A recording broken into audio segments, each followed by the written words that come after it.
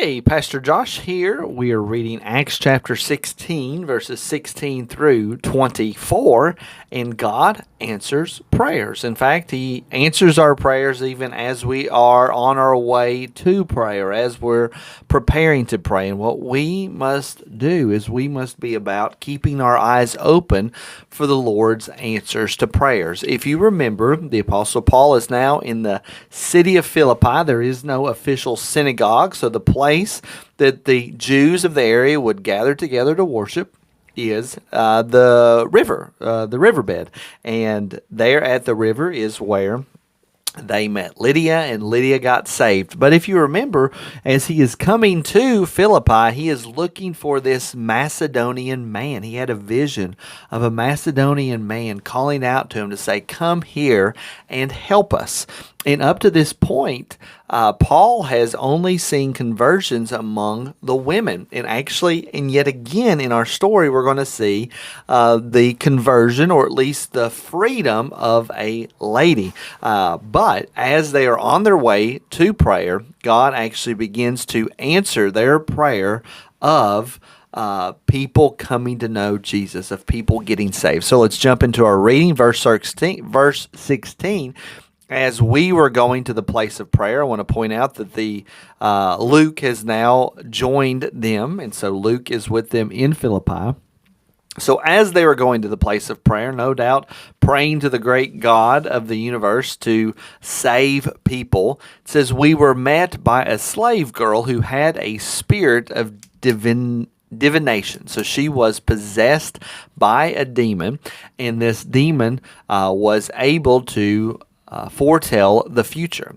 And this demon in this girl actually brought her owners much gain by fortune telling. So great sin to make a profit, to make money off of the work of Satan and the forces of darkness. That is, of course, a way that Satan and the evil forces attempt to trap us is by promising gain, by promising some sort of riches or comfort or whatever it might be. They promise those things, but actually we end up being entrapped. We end up being ensnared by doing those things.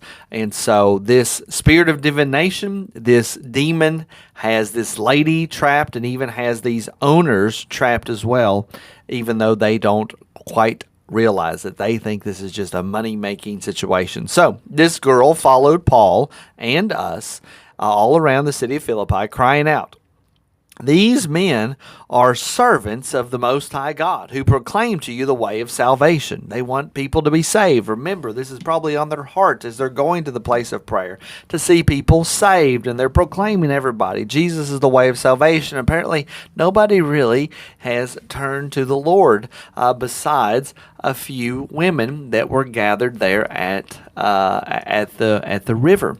And so verse 18, and this she kept doing for many days. So this wasn't just a one-time encounter. She kept doing it over and over again.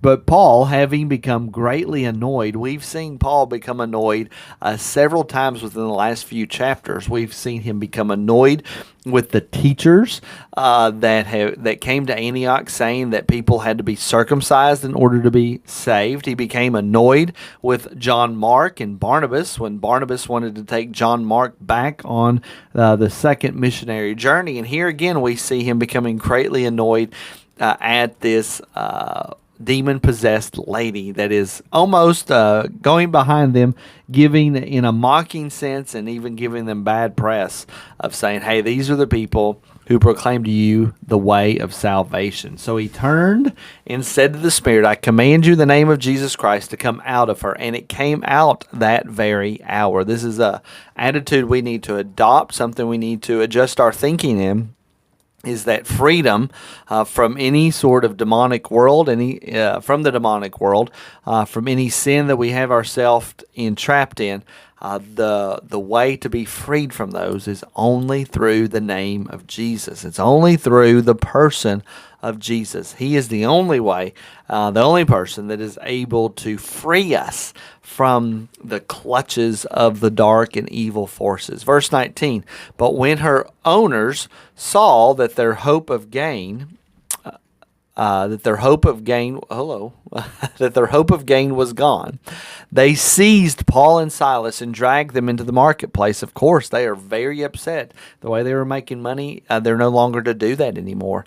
So they had Paul and Silas dragged in the marketplace. When they had brought them to the magistrates, they said, "These men are Jews, and they are disturbing our city." Well, I don't know if they were really disturbing their city, but they were definitely disturbing the pocketbooks of these boys. They were losing money. In number 21, verse 21, they advocate customs that are not lawful for us as Romans to accept or practice. And the crowd joined in attacking them, and the magistrates tore the garments off them and gave orders to beat them with rods. This is one example of many beatings that the Apostle Paul has gone through and will go through. We know, if you remember, at Lystra, he was stoned, and they even thought he was dead. And here again, he is getting beaten again. The lengths that the Apostle Paul went to proclaim the gospel of Jesus Christ. And notice it says, beat them with rods, even though Luke is with them.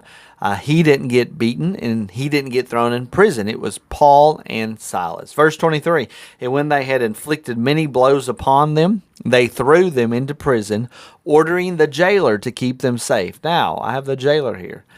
This is going to be the first man that is going to be saved. You all probably are familiar with the Philippian jailer, and this is this Macedonian man. This is going to be the first male convert that he brings to know Jesus Christ. And so here is this Macedonian man that the Apostle Paul has come to preach the gospel to.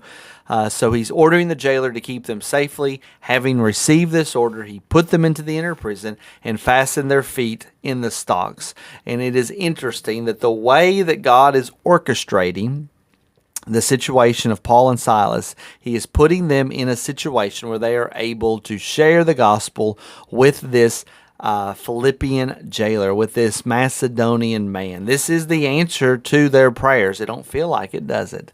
But this is an answer to their prayer. This is a fulfillment of the vision that Paul had before he came to Macedonia and before he came to the city of Philippi. I pray that's been a blessing to you, and we'll continue this story in our next video.